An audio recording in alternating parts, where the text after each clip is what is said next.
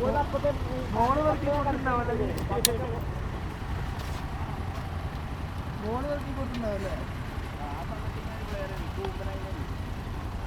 ഞാൻ യൂട്യൂബിൽ വരുവാ.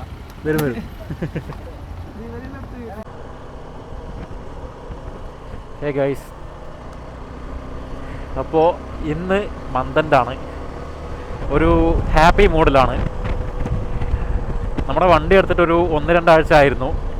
അപ്പം പെട്ടെന്ന് സ്റ്റാർട്ടാക്കിയപ്പം ഫസ്റ്റ് സ്റ്റാർട്ടായി, വേറെ കുഴപ്പവും കാര്യങ്ങളൊന്നും ഉണ്ടായിരുന്നില്ല. നേരെ ഫ്യൂൽ സ്റ്റേഷനിൽ പോയിട്ട് പെട്രോൾ അടിക്കാമെന്ന് വെച്ച് നോക്കുമ്പം അവിടെ എത്തി ടാങ്ക് തുറക്കാൻ നോക്കുമ്പോൾ ടാങ്ക് തുറക്കുന്നില്ല. അപ്പം അങ്ങനെ ഓയിലൊക്കെ ഇട്ട് ടാങ്ക് തുറന്നു കഴിഞ്ഞ് പിന്നെ ഇഗ്നിഷൻ ഓണാക്കി നോക്കുമ്പോൾ വണ്ടി സ്റ്റാർട്ടാവുന്നില്ല. അപ്പോൾ വീട്ടിൽ നിന്ന് എടുക്കുമ്പോൾ ഇല്ലാത്ത കുഴപ്പമായിരുന്നു ഫ്യൂൽ സ്റ്റേഷനിൽ നിന്ന് ഇറങ്ങുന്ന സമയത്ത്. അപ്പം പിന്നെ മനസ്സിലായി സ്വിച്ചിൻ്റെ കുഴപ്പമാണെന്ന്. അപ്പം അങ്ങനെ നമ്മൾ കുഴപ്പങ്ങളൊന്നും അങ്ങനെ പരിഹരിക്കാതെ തൽക്കാലത്തേക്ക് അഡ്ജസ്റ്റ് ചെയ്തിട്ട് അങ്ങ് പോവുകയാണ്. വന്നിട്ട് വേണം നോക്കാൻ വേണ്ടിയിട്ട്. എനിക്ക് ഇവരെ കൂടെ എത്ര സ്പീഡിൽ ഓടിച്ചിട്ടും എത്തുന്നില്ല. 2 എക്സ്പൾസ് 3 എക്സ്പൾസുകാരും ഒരു സ്പ്ലെൻഡറുകാരനുമാണ്. പക്ഷെ അവർ, ഞാനിപ്പോൾ 80ലാണ് പോകുന്നത്, അവന്മാരെ പിടിക്കാൻ നോക്കിയിട്ട് എത്തുന്നേ ഇല്ല. ഇവർ ഏത് വഴിക്കാണ് പോയതെന്ന് മനസ്സിലാവുന്നില്ല.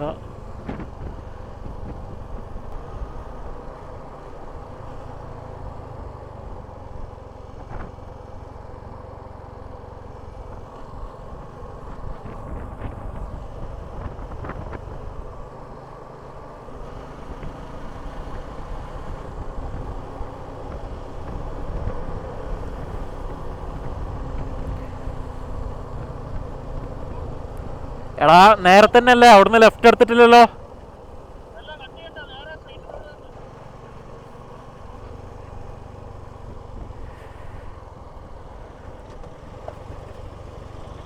ഇവന്മാരൊക്കെ എന്തൊരു പോക്കാണ്. വെറുതെ കണ്ണു വെക്കണ്ട, എനിക്കും അതുപോലെ തന്നെ പോകാനുള്ളതാണ്. അപ്പോൾ നമ്മൾ പറഞ്ഞു വന്നത് നമ്മുടെ റൈഡിൻ്റെ കാര്യം. ഇന്ന് ഇപ്രാവശ്യമെങ്കിലും മര്യാദയ്ക്ക് പ്രിപ്പയർ ചെയ്ത് റൈഡ് വരണമെന്ന് ഞാൻ വിചാരിച്ചതാണ്. പക്ഷേ അത് നടന്നില്ല. എൻ്റെ കയ്യിൽ ഒരു ആക്റ്റീവ ഉണ്ട്. അപ്പോൾ അതുകൊണ്ടാണ് ഞാൻ സാധാരണ വർക്കിനും കാര്യങ്ങൾക്കൊക്കെ പോകുന്നത്. ഇന്ന് 2-3 ആഴ്ചയായിട്ട് ആ വണ്ടി എടുത്തിട്ട് തന്നെയാണ് പോവാറ്. അപ്പോൾ നമ്മുടെ വിശ്രം കൂട്ടാൻ നോക്കാനുള്ള ഒരു ടൈം അതിൻ്റെ ഇടയിൽ കിട്ടിയില്ല. അതുകൊണ്ടാണ് ഈ പ്രശ്നങ്ങളൊക്കെ വന്നത്. അപ്പോൾ ഇന്ന് വണ്ടിയുടെ മെയിൻ്റനൻസ് ഒക്കെ ഒന്ന് ചെയ്യണം, ഒന്ന് ചെയിൻ ലൂബൊക്കെ ചെയ്യണം എന്നൊക്കെ വിചാരിച്ചിട്ടാണ് ഞാൻ വണ്ടിയും കൊണ്ട് വന്നത്. പക്ഷേ ഈ മന്തൻ്റിൽ വണ്ടിയും കൊണ്ട് വന്നിട്ട് എന്ത് കാര്യം? ഫുൾ ടൈം ഓഫീസിൽ തന്നെയായിരുന്നു, ഇറങ്ങാനുള്ള സമയം കിട്ടിയില്ല. ലാസ്റ്റ് വരുന്ന വഴിക്കൊന്ന് എയറൊക്കെ അടിച്ച് ചെയിൻ ലൂബൊക്കെ ചെയ്ത് റെഡിയാക്കി വെച്ചു. അതിന് ശേഷമാണ് ഈ പറഞ്ഞ പ്രശ്നങ്ങളൊക്കെ തുടങ്ങിയത്. നമുക്ക് വഴി തെറ്റിപ്പോയോ അതോ അവന്മാർ മുന്നിലുണ്ടോ എന്ന് അറിയില്ല. തെറ്റിപ്പോയാലും ഇല്ലെങ്കിലും ഗൂഗിൾ മാപ്പ് ഉള്ളിടത്തോളം കാലം അവന്മാരിവിടെ ഉണ്ട്.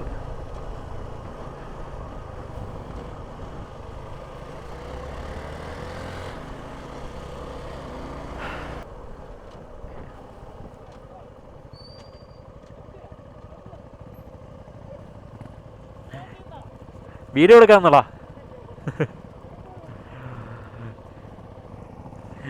വീഡിയോ എടുക്കാനല്ല, പിടിച്ചിട്ട് കിട്ടുന്നില്ല എന്ന് പറഞ്ഞാൽ അവന്മാർ വിശ്വസിക്കില്ല.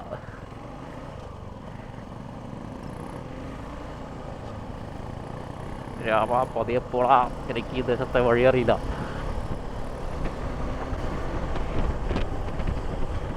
ഒരാൾ പോലും ഡിമ്മാക്കി തരുന്നില്ല. രാത്രിയിൽ ബ്രൈറ്റ് അടിച്ച് വരുന്നവന്മാരുടെ ചേതോവികാരം എന്താണെന്ന് മനസ്സിലാവുന്നില്ല. കാരണം എനിക്കൊക്കെ ബ്രൈറ്റ് അടിക്കാമെന്ന് മനസ്സ് തോന്നിക്കഴിഞ്ഞാൽ പോലും ഒരു 5 സെക്കൻഡിൽ കൂടുതൽ ബ്രൈറ്റ് അടിച്ച് പിടിക്കാൻ പറ്റില്ല. അത് അവന്മാരെ കാര്യം ആലോചിച്ചിട്ട് മാത്രമല്ല, ഇവരെങ്ങാനും ബ്ലൈൻഡായി പോയാൽ ചിലപ്പോൾ നേരെ നമുക്ക് നേരെ വരാൻ സാധ്യതയുണ്ട്. അതുകൊണ്ട് കൂടിയാണ് ഒരുവിധം ഡ്രൈവർമാർക്കൊന്നും ഇത്തരത്തിലുള്ള ലോജിക്കൊന്നും വർക്കൗട്ട് ആവുന്നില്ല എന്നാണ് എൻ്റെ ഒരു നിഗമനം. ശരിക്ക് റാലിയും നമ്മുടെ മുന്നിലുള്ള എക്സ്പൾസൊക്കെ നോർമൽ എക്സ്പൾസ് 200 തന്നെയാണ്. ഐ മീൻ റാലി എന്തായാലും 200 തന്നെയാണ്. മുന്നിലെ എക്സ്പൾസ് 200 തന്നെയാണ്. 210 നമ്മുടെ പുറകിലാണുള്ളത്. നമുക്ക് എക്സ്പൾസ് 200നെ സത്യം പറഞ്ഞാൽ പിടിച്ചിട്ട് കിട്ടുന്നില്ല. കാരണം അമ്മാതിരി പോക്കാണ് പോകുന്നത്. അപ്പം എങ്ങനെയാണ് ഇവർ എക്സ്പൾസ് സ്ലോ ആണെന്ന് പറഞ്ഞതെന്ന് എനിക്കിതുവരെ മനസ്സിലാവുന്നില്ല.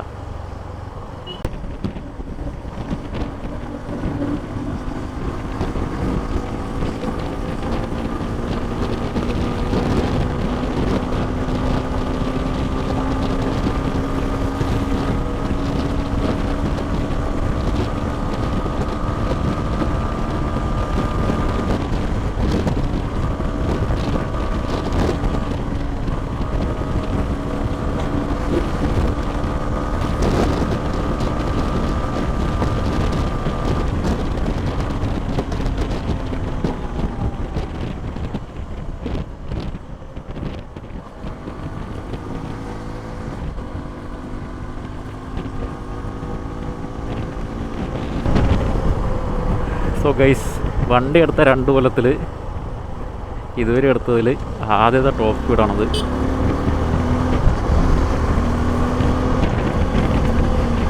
ശരിക്കും മാക്സിമം അത്ര സ്പീഡ് പോയെന്ന് ശ്രദ്ധിക്കാൻ പറ്റിയില്ല. കാരണം മീറ്റർ നോക്കിക്കൊണ്ടിരുന്നാൽ ശരിയാവില്ലല്ലോ. But it was good. അവരെ കാണുന്നില്ല.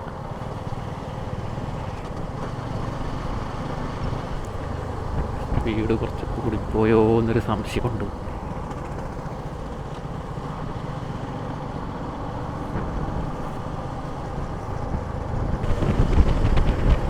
ശരിക്കും മുഴുവൻ ഇതുപോലുള്ള ഹൈവേ കിട്ടുകയാണെന്നുണ്ടെങ്കിൽ നല്ല വൈബായിട്ട് പോകായിരുന്നു.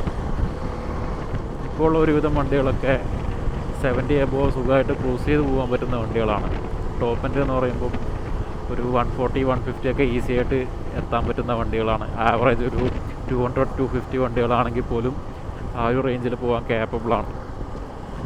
അപ്പോൾ അങ്ങനെയുള്ള വണ്ടികളൊക്കെ സർവീസ് റോഡിലൂടെ പോകാമെന്ന് പറയുമ്പോൾ അത് കുറച്ച് വേദനാജനകമാണ്.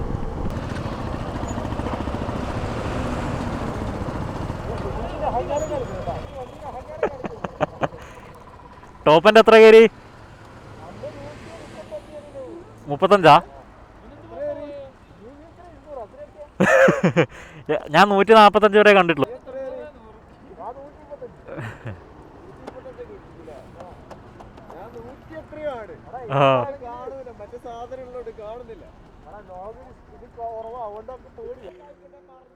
അപ്പോൾ ഗൈസ്, നമ്മൾ സ്റ്റേ അടിക്കുന്ന സ്ഥലത്തേക്ക് ഏകദേശം എത്താനായി. ഹൈവേ ആയതുകൊണ്ടും അതുപോലെ തന്നെ ട്രാഫിക് ഇല്ലാത്തതുകൊണ്ടും പ്ലാൻ ചെയ്തതിനേക്കാളും 1.5 മണിക്കൂർ നേരത്തെയാണ് നമ്മൾ എത്തിയത്. അതുകൊണ്ട് നന്നായിട്ട് ഉറങ്ങാനും പറ്റി. ഇതാണ് നമ്മുടെ റൂം. ഈ കാണുന്ന ആൾക്കാരെ ആരെയും എനിക്ക് പരിചയമില്ല. ഇവരെല്ലാവരും നമ്മുടെ കൂടെ റൈഡിന് വരുന്നവരാണ്. ബാക്കിൽ പിടിച്ചോളൂ. നിഞ്ചേൻ്റെ കൂടെ ഒന്നും എത്തുമെന്ന് തോന്നുന്നില്ല. അപ്പോൾ ഗൈസ്, ഞാൻ വിചാരിച്ചതിനേക്കാളും ഒരുപാട് വണ്ടികൾ ഓൾറെഡി ഇവിടെ ഉണ്ട്. അതുകൂടാതെ ഒരുപാട് പേര് വന്നുകൊണ്ടിരിക്കുന്നുണ്ട്. അപ്പം നമുക്ക് പല ജില്ലകളിൽ നിന്നുള്ള ആൾക്കാരാണുള്ളത്. എക്സ്പൾസ് ഉണ്ട്, ബുള്ളറ്റ് ഉണ്ട്, പിന്നെ മെറ്റിയോർ ഉണ്ട്, അഡ്വഞ്ചർ 390 ഉണ്ട്, GS ഉണ്ട്, നമ്മുടെ V-Strom ഉണ്ട്, CB 200X ഉണ്ട്. V-Stromഉം CB 200Xഉം GS ഒക്കെ ഓരോന്ന് വിധം ഉണ്ടായിരുന്നുള്ളൂ.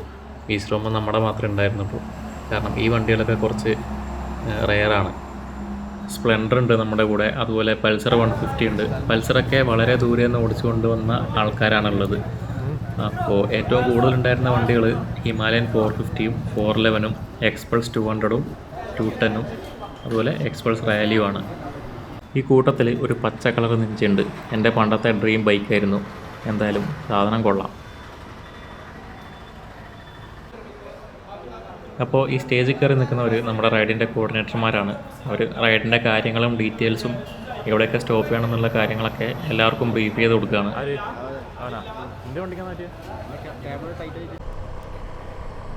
അപ്പോൾ ഗൈസ്, നമ്മൾ നമ്മുടെ റൈഡ് സ്റ്റാർട്ട് ചെയ്തിരിക്കുകയാണ്. ഇപ്പോൾ ഈ സ്പോട്ടിൻ്റെ പേരെനിക്ക് കറക്റ്റ് അറിയില്ല, പക്ഷേ സൈഡിൽ നല്ല കോട കാണുന്നുണ്ട്.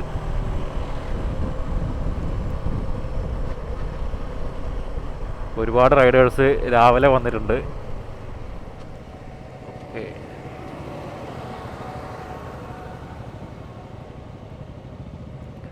നമ്മളെ ഡെസ്റ്റിനേഷനിലേക്ക് ഏകദേശം 3-3:30 ആകുമ്പോൾ എത്തുള്ളൂ. അതുവരെ റൈഡുണ്ട്.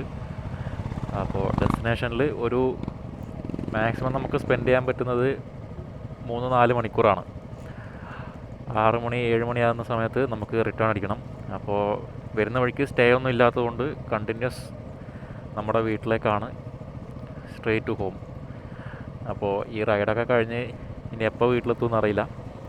പക്ഷെ എന്നാലും ഒരു റൈഡ് കഴിഞ്ഞതിൻ്റെ ഒരു സമാധാനം ഉണ്ടാവും. ആ ഒരു ഫീല് ഇനി ഒരു 1 മന്തിലേക്ക് ഉണ്ടാവും. അപ്പോഴേക്ക് നമുക്ക് അടുത്ത റൈഡ് പ്ലാൻ ചെയ്യാം. ഇത്രയും റൈഡ് പോകുമ്പോഴും നമ്മൾ പ്ലാൻ ചെയ്ത ധനുഷ്കോടിയിലേക്കുള്ള ആ റൈഡ് ഇപ്പോഴും ബാക്കിയാണ്. ഇന്നലെ ഫുള്ളാക്കിയതാണ്. ആദ്യമായിട്ടാണ് വിസ്ട്രോമിൻ്റെ ഈ ഒരു ബിഹേവിയർ. ഇപ്പം ഒരു കട്ട കുറഞ്ഞു ഫ്യൂവല്. സാധാരണ ഇങ്ങനെ സംഭവിക്കുന്നതല്ല. ഹൈവേയിൽ നല്ലോണം കത്തിച്ചുകൊണ്ടായിരിക്കും.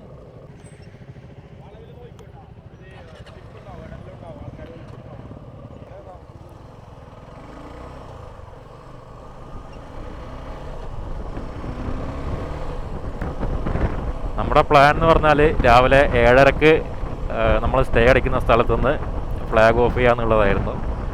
അപ്പം സർപ്രൈസിംഗ്ലി നമ്മൾ 7:30 തന്നെ ഫ്ലാഗ് ഓഫ് ചെയ്തു. 7:30 തന്നെ റൈഡ് സ്റ്റാർട്ട് ചെയ്തു. ഇപ്പം 7:40 ആയിട്ടേ ഉള്ളൂ. കിടിലൻ ലൊക്കേഷനാണ് കേട്ടോ. നിങ്ങൾക്ക് ഇതൊക്കെ മനസ്സിലാവുന്നുണ്ടോ എന്നറിയില്ല. കാരണം ഞാൻ ക്യാമറ മൗണ്ട് മാറ്റി. റൈഡ് കഴിഞ്ഞ് വീട്ടിൽ പോയിട്ട് മാത്രമേ ഇനി ചെക്ക് ചെയ്യാനുള്ള ഓപ്ഷൻ ഉള്ളൂ. ഗ്രൂപ്പ് റൈഡിൻ്റെ ഇടയിൽ നമുക്കിഷ്ടമുള്ളതുപോലെ നിർത്താനോ ഫൂട്ടേജ് ചെക്ക് ചെയ്യാനോ ഒന്നും പറ്റാത്തതുകൊണ്ട് എന്തെങ്കിലും ഓഡിയോയിലോ അല്ലെങ്കിൽ വിഷ്വൽസിലോ ബുദ്ധിമുട്ടുണ്ടെങ്കിൽ നിങ്ങൾ ഒന്ന് അഡ്ജസ്റ്റ് ചെയ്യണം.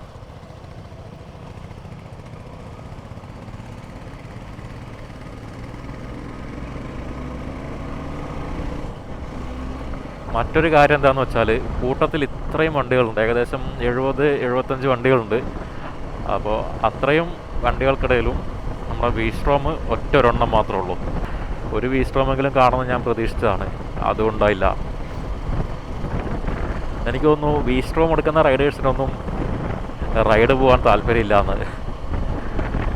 കാരണം ഓരോ റൈഡ് പോകുമ്പോഴും വേറൊരു വീസ്ട്രോം റൈഡറെ ഞാൻ എക്സ്പെക്റ്റ് ചെയ്യാറുണ്ട്, പക്ഷേ കാണാറില്ല.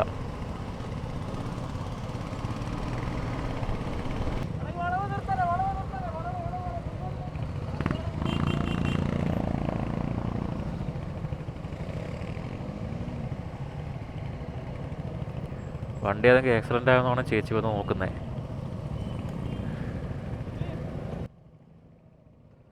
വീണോ?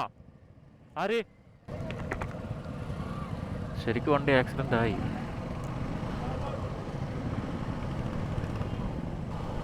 ഓ ഗൈസ്,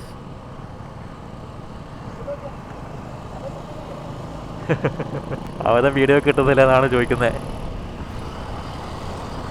നമ്മളൊരു ഷോർട്സ് ഇട്ടിട്ടുണ്ടായിരുന്നു. ഒരു എക്സ്പൾസ് കയറി പോവാണ്ട് ലാസ്റ്റ് നമ്മൾ ഓഫ് റോഡിൽ കയറി പോകുന്നത്. അപ്പം ആ എക്സ്പൾസാണ് ആ കാണുന്ന എക്സ്പൾസ്. അപ്പം അവനൊരു പരാതി ഉണ്ടായിരുന്നു, റൈഡിൽ അവൻ്റെ വിഷ്വൽസ് ആ ഒരു വിഷ്വൽ മാത്രമേ കിട്ടുള്ളൂ, ബാക്കിയൊന്നും കിട്ടിയില്ലാന്ന്. വീണ വണ്ടി ഏതാണെന്ന് നമ്മുടെ കൂട്ടത്തിലുള്ള വണ്ടിയാണോ എന്നൊന്നും അറിയില്ല.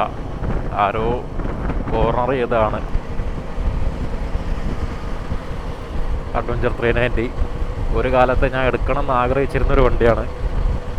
പക്ഷേ ഇപ്പോൾ ആ ഇഷ്ടം പതിയെ ഹിമാലയനിലേക്ക് മാറിക്കൊണ്ടിരിക്കുകയാണ്. ഞാൻ പോലും അറിയാതെ ഞാൻ ഒരു റോയൽ എൻഫീൽഡ് ഫാൻ ബോയ് ആകുന്നുണ്ടോ എന്നൊരു സംശയം. കാരണം വേറൊന്നുമില്ല, ഇവരെ വണ്ടികൾക്കൊക്കെ ഒരു യുണീക്ക് ഡിസൈനാണ്. നമ്മുടെ ഇപ്പം ഈവൻ ഈ ഹണ്ടർ ആണെങ്കിലും അല്ലെങ്കിൽ ബുള്ളറ്റ് ആണെങ്കിലും ഇപ്പം മുന്നിൽ പോകുന്ന മെറ്റോർ ആണെങ്കിലും കാണാൻ ഒരു പ്രത്യേക ഭംഗിയുണ്ട്. ആ ഒരു റെട്രോ പ്ലസ് മോഡേൺ ഡിസൈൻ ഇപ്പോൾ എനിക്ക് കൂടുതൽ അപ്പീലിംഗ് ആയി തോന്നുന്നുണ്ട്. മാത്രമല്ല എന്തുകൊണ്ടും പ്ലാസ്റ്റിക്കിനേക്കാളും ഫൈബറിനേക്കാളും ബെറ്റർ മെറ്റലാണെന്ന് എനിക്ക് തോന്നുന്നു.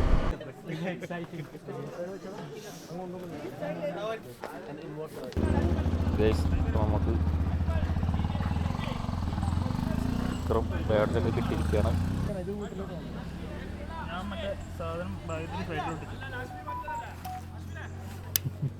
കുറവാടാ, സ്റ്റിക്കർ കുറേ വേണം. മൊത്തം എത്ര സ്റ്റിക്കർ ഉണ്ട്? 5 സ്റ്റിക്കർ ഗൈസ്. ഇപ്പോൾ എല്ലാവരും അവരുടെ ബാഡ്ജും സ്റ്റിക്കേഴ്സൊക്കെ ഡിസ്ട്രിബ്യൂഷനാണ്. നമുക്ക് 5 സ്റ്റിക്കറും അതുപോലെ 4 ബാഡ്ജും കിട്ടി. അപ്പോൾ ഏകദേശം ഒരു 1.5 മണിക്കൂറായി എല്ലാവരും ഇവിടെ ഹാക്ക് ചെയ്യാൻ തുടങ്ങിയിട്ട്. ബ്രേക്ക്ഫാസ്റ്റൊക്കെ കഴിച്ചു. ഇനിയിപ്പം നെക്സ്റ്റ് സ്റ്റോപ്പിൽ നമുക്ക് ലഞ്ച് കളക്ട് ചെയ്യാനുണ്ട്. അത് കഴിഞ്ഞ് നേരെ വ്യൂ പോയിൻറ്റിലേക്കാണ്.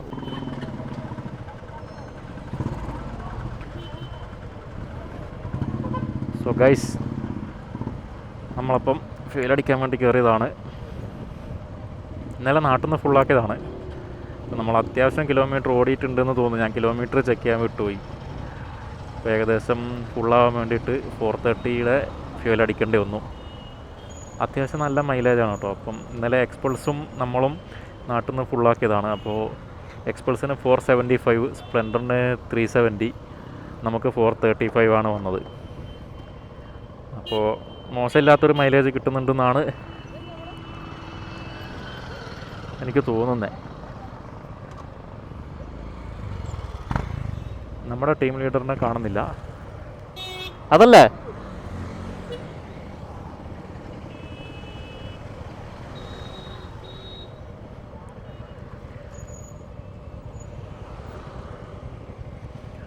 ഓക്കെ. സോ നമ്മൾ ബോർഡർ കഴിഞ്ഞു. ഇപ്പോൾ കർണാടകയാണ്. ഇപ്പം ഹെൽമെറ്റിലേക്ക് ക്യാമറ വെക്കുന്നതുകൊണ്ട് വലിയ പ്രശ്നമൊന്നുമില്ല. നമ്മുടെ നാട്ടിൽ മാത്രം അത് ഇഷ്യൂ ആയിട്ട് ഉണ്ടെന്ന് തോന്നുന്നുള്ളൂ. അതാ ബാ.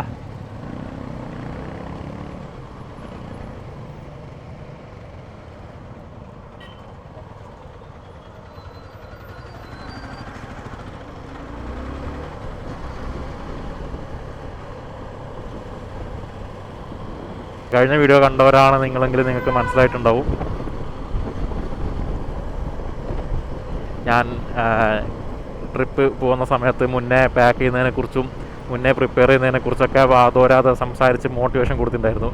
അത് കേട്ടിട്ട് ഞങ്ങളുടെ കൂട്ടത്തിൽ വന്ന ഒരുത്തൻ ഒരു ദിവസം മുന്നേ ഈ പുള്ളിയല്ല, പുറകെ വരുന്ന എക്സ്പൾസ് ട്യൂട്ടൻകാരൻ ഒരു ദിവസം മുന്നേ അവന് വേണ്ട സാധനങ്ങളൊക്കെ എടുത്ത് ഫുൾ പ്രിപ്പയർ ചെയ്ത് എല്ലാം സെറ്റാക്കി നീറ്റായി നൈസായി വന്നു. ഞാനാണെങ്കിൽ നമ്മുടെ വണ്ടിക്ക് ഫ്യൂല് പോലും അടിക്കാതെയാണ് പെട്ടെന്ന് ചാടിക്കറി വന്നത്. സോ പറഞ്ഞു കൊടുക്കുന്നവർക്ക് എന്നും പറഞ്ഞു കൊടുക്കാൻ മാത്രമേ അറിയുന്നുണ്ടാവുള്ളൂ. കേൾക്കുന്നവർ നോക്കി കണ്ട് ചെയ്യാം. ഞാൻ എന്തൊക്കെയോ സംസാരിക്കുന്നുണ്ട്, എന്താ പറയേണ്ടതെന്ന് അറിയില്ല. ഇത്രയും വണ്ടികളുള്ള ഒരു ഗ്രൂപ്പിൽ ആദ്യമായിട്ടാണ് റൈഡ് ചെയ്യുന്നത്. ഇതിന് മുന്നേ നമ്മൾ ഗ്രൂപ്പ് റൈഡ് പോയത് നമ്മുടെ മുത്തുമാരി ഹിൽസിലായിരുന്നു ഓഫ് റോഡിന്. അന്നൊന്നും ഇത്രയും വണ്ടികൾ ഉണ്ടായിരുന്നില്ല. ഇന്നിപ്പം നമ്മൾ 15 വണ്ടിയുള്ള 5 ഗ്രൂപ്പായിട്ടാണ് ഡിവൈഡ് ചെയ്തേക്കുന്നത്. അത്രയും സെറ്റായിട്ടാണ്, അത്രയും വണ്ടികളുണ്ട്. പിന്നെ നമ്മൾ നേരത്തെ പറഞ്ഞ പോലെ 2 ഹിമാലയനാണ് നേരത്തെ അവിടെ ക്രാഷ് ആയത്. റോഡിൽ ഡീസൽ കിടക്കുന്നുണ്ടായിരുന്നു. പക്ഷേ ക്രാഷ് കാർഡൊക്കെ ഉള്ളതുകൊണ്ട് ആർക്കും ഒന്നും പറ്റിയിട്ടൊന്നുമില്ല, വണ്ടിക്കൊന്നും പറ്റിയിട്ടില്ല. എല്ലാവരും സേഫാണ്. ഒരാൾക്ക് ചെറിയൊരു സ്ക്രാച്ച് ഉണ്ടായിരുന്നു കയ്യിൽ. അത് വലിയ ഇഷ്യൂ ഇല്ലാത്ത സ്ക്രാച്ചാണ്. അതിനുശേഷം എല്ലാവരും ഒന്ന് എക്സ്ട്രാ കെയർഫുള്ളായിട്ടാണ് റൈഡ് ചെയ്യുന്നത്. ഇതൊക്കെ നമ്മുടെ ടീമിലുള്ള ആൾക്കാരാണ് കേട്ടോ.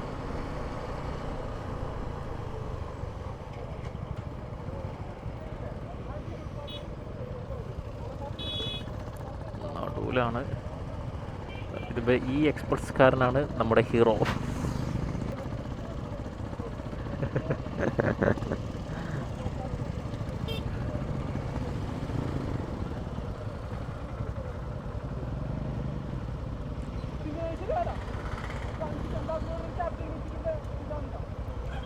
ഇടയ്ക്കിടയ്ക്ക് നിർത്തുമ്പോൾ കുറച്ച് ബുദ്ധിമുട്ടാണ് കേട്ടോ ഇതുപോലെയുള്ള തിരക്കുള്ള റോഡിൽ. കാരണം ബാക്കിലുള്ളവർക്ക് സൈഡാക്കാനുള്ള ഒരു ഗ്യാപ്പ് കിട്ടുന്നില്ല.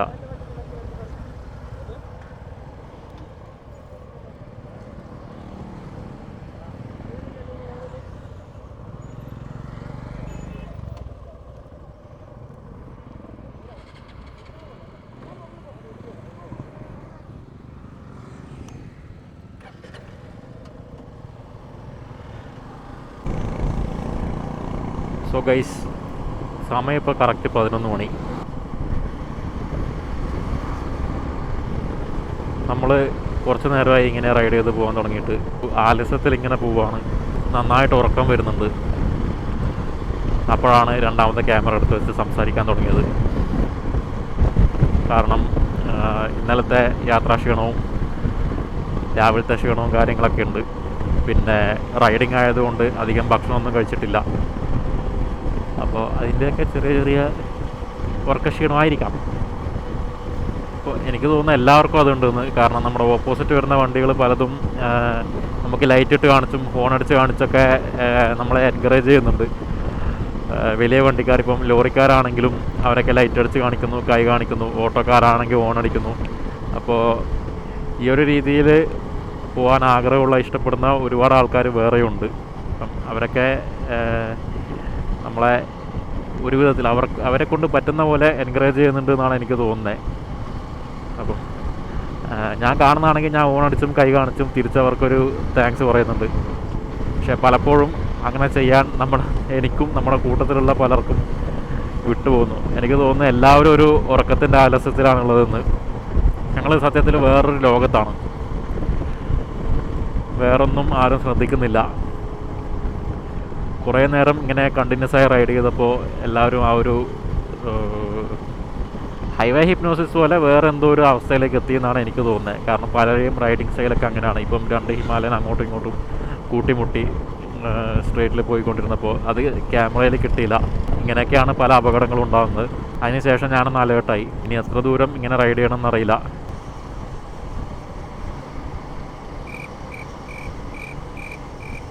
എന്തോ കാര്യമായിട്ട് പറഞ്ഞോട്ട്.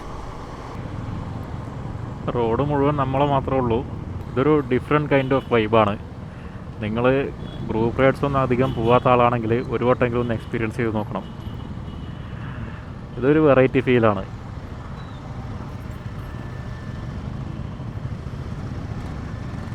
നമ്മുടെ വ്യൂ പോയിന്റിലേക്കുള്ള റൈഡിൽ ആകെ മിസ് ചെയ്തത് ഇതുപോലുള്ള ഓപ്പൺ റോഡുകളാണ്. വളരെ കുറച്ച് ദൂരം മാത്രമേ ഇത്രയും നല്ല റോഡ് കിട്ടിയുള്ളൂ. ബാക്കി വീണ്ടും ട്രാഫിക്കും കുണ്ടും കുഴിയൊക്കെയുള്ള റോഡായിരുന്നു. അതുപോലുള്ള റോഡിലൂടെ പോകുമ്പോഴുള്ള പ്രശ്നം എന്താണെന്ന് വെച്ചാൽ നമ്മുടെ ട്രിപ്പിൻ്റെ ടോട്ടൽ എക്സ്പീരിയൻസിനാണ് അത് ബാധിക്കുന്നത്. അതുപോലെ തന്നെ നമ്മുടെ എനർജിയും പെട്ടെന്ന് വേസ്റ്റായി പോകും. കാരണം ഓരോ കുണ്ടും കുഴിയും നമ്മൾ അറിഞ്ഞാണ് പോകുന്നത്. നമ്മുടെ അത്രയും എനർജി വേസ്റ്റ് ആവും. അതുപോലെ തന്നെ വ്യൂ പോയിന്റിലെത്തുന്ന സമയത്ത് നമുക്ക് ആസ്വദിക്കാൻ വേണ്ടിയിട്ടുള്ളൊരു ഗ്യാപ്പ് കിട്ടില്ല. അതിനോടകം തന്നെ നമ്മൾ ടയർഡായി പോയിട്ടുണ്ടാവും.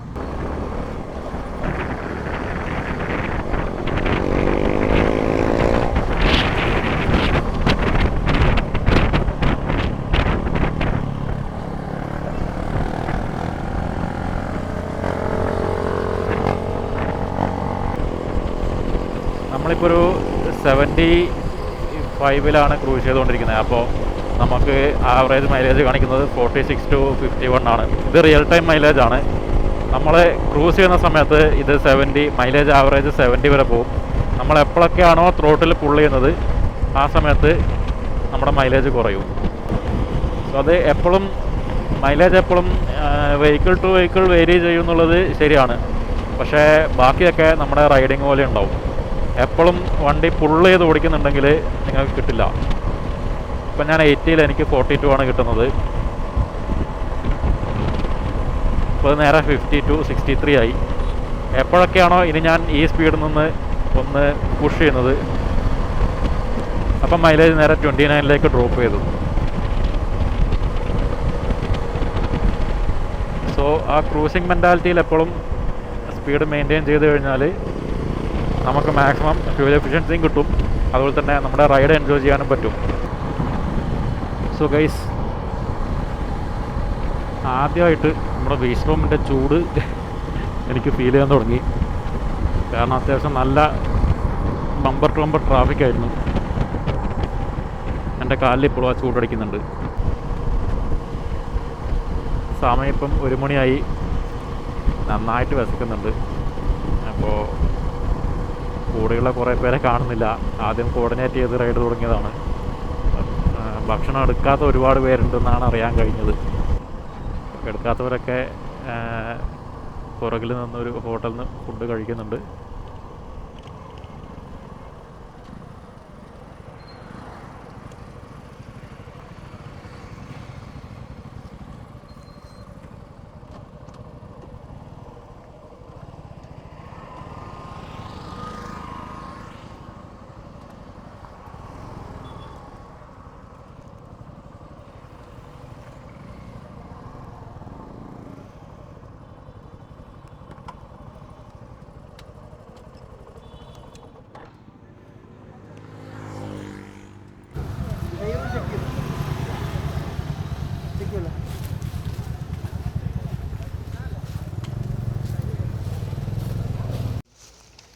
അപ്പം നമ്മളിങ്ങനെ കാളൊക്കെ ആസ്വദിച്ച് ഫുഡ് കഴിക്കാൻ വേണ്ടിയിട്ടാണ് ഉദ്ദേശിച്ചത്. അപ്പോഴാണ് മേജറായിട്ടൊരു കാര്യം മനസ്സിലായത്. ഭക്ഷണം വാങ്ങിയ കൂട്ടത്തിൽ പ്ലേറ്റ് വാങ്ങാൻ വിട്ടുപോയി. പക്ഷെ അതൊന്നും അത്ര വലിയ പ്രശ്നമായിട്ട് തോന്നിയിട്ടില്ല.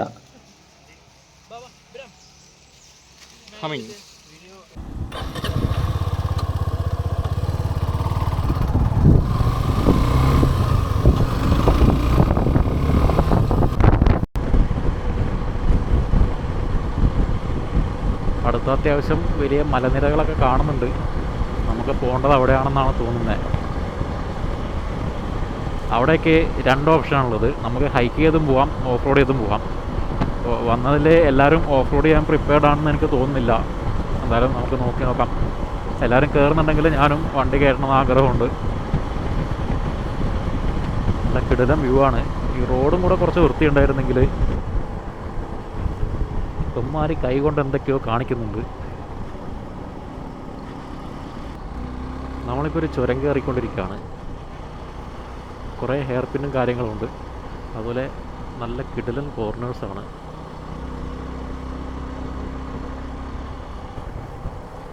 കോർണറൊക്കെ ഇത് പഠിക്കാൻ പറ്റിയ റോഡാണ്.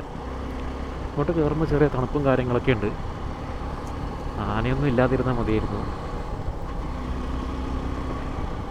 ആകെ മിസ്സാകുന്നൊരു കാര്യം കോടയാണ്. മഴയൊക്കെ ഉള്ളപ്പം വിസിറ്റ് ചെയ്യാൻ പറ്റുമായിരുന്നെങ്കിൽ നല്ലതായിരുന്നു.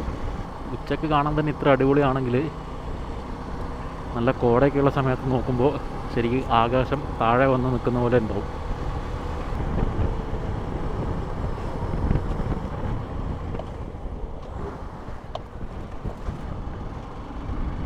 അപ്പോൾ KSRTC അടുത്ത് നിന്ന് രക്ഷപ്പെട്ടത് തലനാരിഴക്കാണ്. സൈഡിൽ വല്ല കല്ലോ മറ്റോ ഉണ്ടായിരുന്നെങ്കിൽ ഉറപ്പായിട്ടും നമ്മുടെ യാത്ര ഇവിടെ മുടങ്ങിപ്പോവായിരുന്നു. ഒരു രക്ഷയില്ല എന്ന് പറഞ്ഞാൽ ഒരു രക്ഷയില്ലാത്ത വ്യൂ ആണ്. നട്ടുച്ചയ്ക്ക് വരെ ഇവിടെ ഇത്രയും നല്ല വ്യൂ ആണെങ്കിൽ ഒരു മഴക്കാലത്തൊക്കെ വന്നു കഴിഞ്ഞാൽ നിങ്ങൾ ജസ്റ്റ് ഒന്ന് ആലോചിച്ച് നോക്കുക എന്ത് അടിപൊളിയായിരിക്കും. ക്യാമറയിൽ ഇത് എത്രത്തോളം മനസ്സിലാവുന്നുണ്ടെന്ന് എനിക്കറിയില്ല. കാരണം എക്സെപ്ഷണൽ വ്യൂ ആണ്. വേണമെങ്കിൽ ഈ റോഡ് സൈഡിൽ കുറച്ച് നേരം ഇരിക്കാൻ വേണ്ടി മാത്രം ഇത്രയും സമയവും എണ്ണയും പൈസയും ചിലവാക്കി വന്നാലും അത് വെറുത്തായിരിക്കും.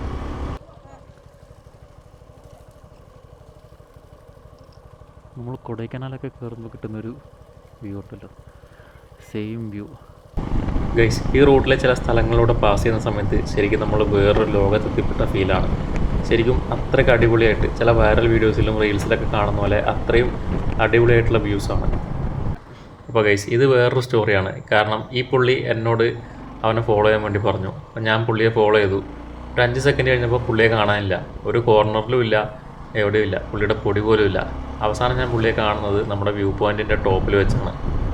ഈ എക്സ്പൾസുകാരെ ഒരിക്കലും ഫോളോ ചെയ്യരുത് എന്ന് പറയുന്നത് 100% ശരിയായിട്ടുള്ള കാര്യമാണ്. അതുകൊണ്ട് തൽക്കാലം വഴിതെറ്റിപ്പോയ ഒരുമിച്ച് തെറ്റിപ്പോകാമെന്ന് കരുതിയിട്ട് ഞാൻ നമ്മുടെ സ്പ്ലെൻഡറിൻ്റെ പുറകിൽ വെച്ച് പിടിക്കുകയാണ്. അപ്പോൾ ഗൈസ്, സമയം ഇപ്പം 3:35. നമ്മളിനിയും ലൊക്കേഷൻ എത്തിയിട്ടില്ല. ഉയരം കൂടുന്തോറും നമ്മുടെ തണുപ്പും കൂടിക്കൂടി വരുന്നുണ്ട്. നമ്മുടെ മുന്നിൽ ബൊലെറോ ക്യാമ്പറല്ല, പിക്കപ്പ് കുറച്ച് സമയമായി.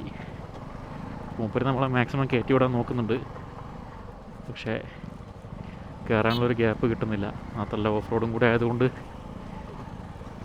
ഞങ്ങളിങ്ങനെ പുറകിൽ പൊടിയും ചെളിയൊക്കെ സഫർ ചെയ്ത് പോവുകയാണ്.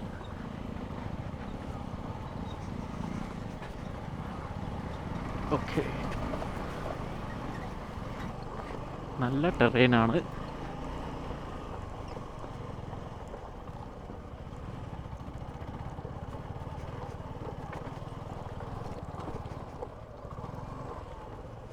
$390 ഡബിൾ എടുത്തിട്ടാണ് കയറുന്നത്.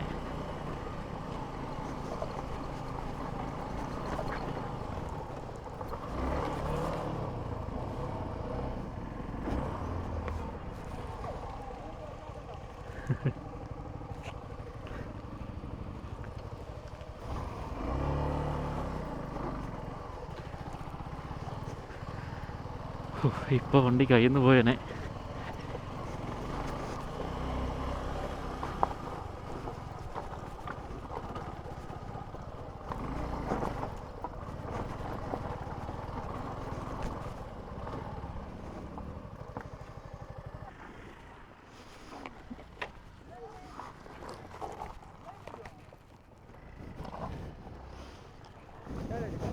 തട്ടി തട്ടി.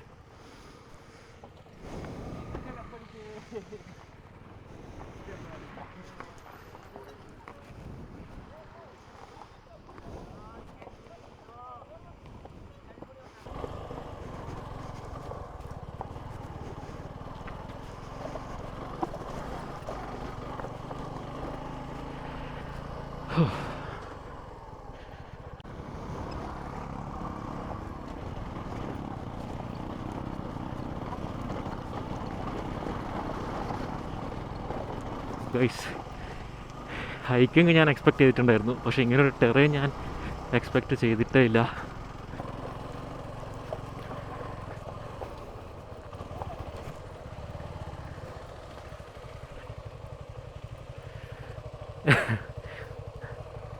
നടക്കാൻ പോലും പറ്റൂല. മേലെ നിന്ന് ബൊലേറോ വരുമോയെന്ന് മാത്രം പേടി.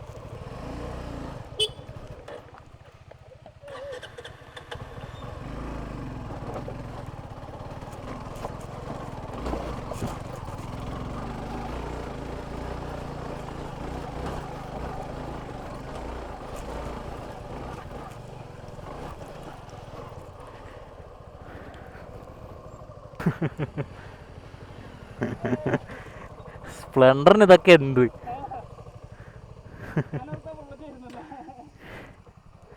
390. ആ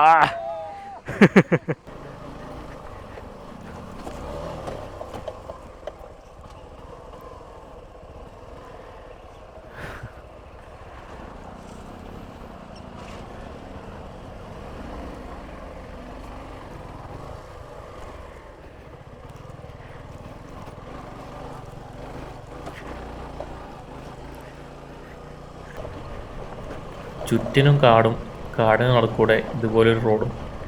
അപ്പോൾ ശരിക്കും അടിപൊളി ലൊക്കേഷനാണ്. ഞങ്ങൾക്കിവിടെ വണ്ടി നിർത്തി ഒരുപാട് സമയം സ്പെൻഡ് ചെയ്യണമെന്നുണ്ടായിരുന്നു.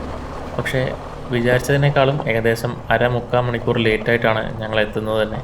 അതുകൊണ്ട് എവിടെയും സ്പെൻഡ് ചെയ്യാൻ വേണ്ടിയിട്ട് സമയം ഉണ്ടായിരുന്നില്ല. മാത്രമല്ല വ്യൂ പോയിൻ്റിൽ നിന്ന് ഇറങ്ങിക്കഴിഞ്ഞാൽ സ്ട്രെയിറ്റ് ഹോമാണ്. ഏകദേശം 7-8 മണിക്കൂർ റൈഡ് ബാക്കിയുണ്ട്. ഗൈസ്, അടിപൊളി റോഡും അടിപൊളി ലൊക്കേഷനുമാണ്. നല്ല രസമുണ്ട് കാണാൻ.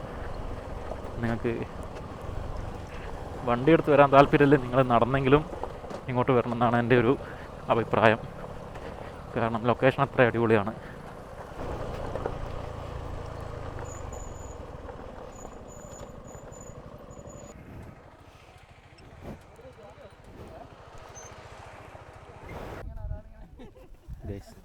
ഇതാണ് നമ്മുടെ വ്യൂ.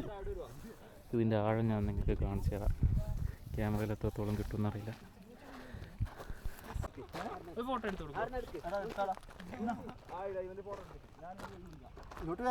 ആഴം നോക്കട്ടെ. നോക്കോ, അവനൊരു നല്ലൊരു ഫോട്ടോ എടുത്തൂടാ. ഞാൻ അങ്ങോട്ട് നോക്കുന്നില്ലല്ലോ. എടുക്കണ്ടേ മാറാ. നമ്മളൊന്നും വ്ളോഗ് എടുക്കൂലേ?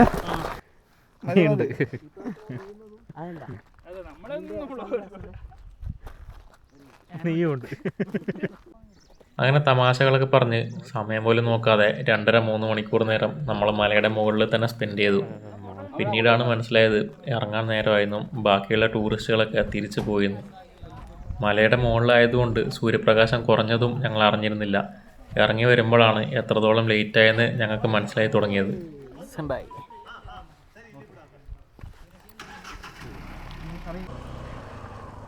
അപ്പോൾ ഗൈസ്, നമ്മൾ ഓഫ് റോഡ് ചെയ്തു, ട്രക്ക് ചെയ്തു. മേലെ നല്ല കിടിലം വ്യൂ ആണ്. പക്ഷെ കോടയൊന്നും ഉണ്ടായിരുന്നില്ല. അത് മൊത്തത്തിൽ അടിപൊളിയായിരുന്നു. അപ്പോൾ നമ്മുടെ പരിപാടിയൊക്കെ കഴിഞ്ഞ് നമ്മൾ തിരിച്ചിറങ്ങി. ഇനി നേരെ വീട്ടിലേക്കാണ്. ഒരു 6-7 മണിക്കൂർ റൈഡുണ്ട്. നാളെ വർക്കിന് പോകണം. ഇപ്പോൾ സമയം 6 മണിയായി. എപ്പോൾ വീട്ടിലെത്തുന്നൊന്നും അറിയില്ല. എന്തായാലും ഇനി മോസ്റ്റ്ലി ഹൈവേ ആണ്. പിന്നെ കുറച്ച് ചുരവും അതുപോലെ കുറച്ച് ഓഫ് റോഡ് ചെയ്യേണ്ട സ്ഥലവും കൂടെ ബാക്കിയുണ്ട്. അപ്പോൾ ഇത്രയേ ഉള്ളൂ നമ്മുടെ ഇന്നത്തെ വീഡിയോ. നമ്മുടെ അടുത്ത റൈഡ് ഉടനെ വരുന്നതായിരിക്കും. അപ്പോൾ വീഡിയോ നിങ്ങൾക്ക് ഇഷ്ടപ്പെട്ടെന്ന് വിചാരിക്കുന്നു. ഇഷ്ടപ്പെട്ടെങ്കിൽ ഒന്ന് ലൈക്ക് ചെയ്യുക. നമ്മുടെ ചാനലൊന്ന് സബ്സ്ക്രൈബ് ചെയ്ത് സപ്പോർട്ട് ചെയ്യുക. അപ്പോൾ എല്ലാവർക്കും താങ്ക്സ് ഫോർ വാച്ചിങ്.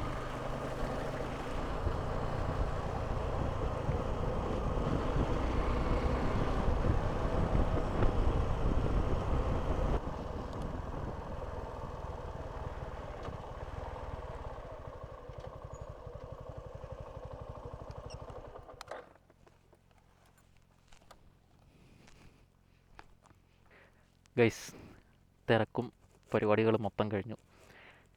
ഇനി വീട്ടിലേക്കൊരു 7 മണിക്കൂർ റൈഡുണ്ട്. അപ്പോൾ ഇവിടെ ഈ ഭാഗത്ത് ഏറ്റവും സൈലൻ്റ് ആയിട്ടുള്ളൊരു സ്ഥലമാണിത്. ഇവിടെ എത്തി വണ്ടി ഇങ്ങനെ നിർത്തിയിട്ട് ഇങ്ങനെ നോക്കി നിൽക്കാൻ തന്നെ ഒരു പ്രത്യേക ഭംഗിയുണ്ട്. ഒരു ഫുൾ ഡേ അഡ്വഞ്ചർ ചെയ്തതിൻ്റെ ഒരു സന്തോഷവും, ഇനി ഈ ഒരു സന്തോഷം വേണം അടുത്ത 1 മാസത്തേക്ക് നമ്മുടെ ഫ്യൂവലായിട്ട് മുന്നോട്ട് പോകാൻ വേണ്ടിയിട്ട്. അപ്പം അത്രയും നല്ലൊരു ഫീലിംഗ് ആണ്. എന്തായാലും ഓരോ ട്രിപ്പ് കഴിയുമ്പോഴും ഞാൻ എപ്പോഴും പറയുന്ന പോലെ ഇവനോടുള്ള ഇഷ്ടം കൂടി വരികയാണ്.